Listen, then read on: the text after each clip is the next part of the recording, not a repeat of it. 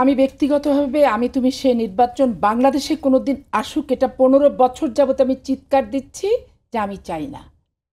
কিন্তু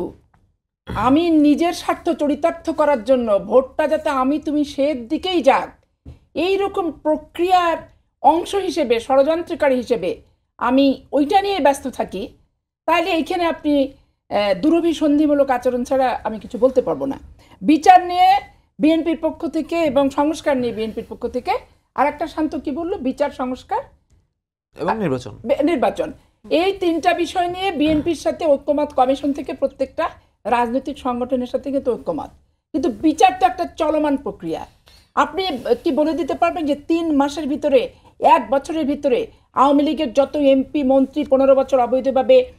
মানুষের উপরে জগদ্দল পাথরের মতো চেপেছিল এবং সকল বিভাগের প্রধান এবং 64টা ডিস্ট্রিক্টের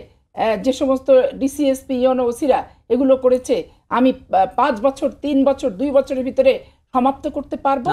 সরকার, আমি শেষ করিনি, সরকার এবং এনসিপি এবং জামাত ইসলাম এই ধরনের কোনো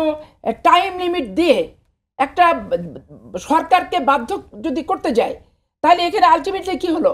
সরকারের ভিতরে ফাটল ধরে যাবে, সরকারের সাথে জনগণের দূরত্ব তৈরি হবে এবং জামাত ইসলাম এনসিপির দ্বারা পরিচালিত প্রভাবিত এই সরকার এটা অটুটভাবে মানুষ বিশ্বাস স্থাপন করতে বাধ্য হবে।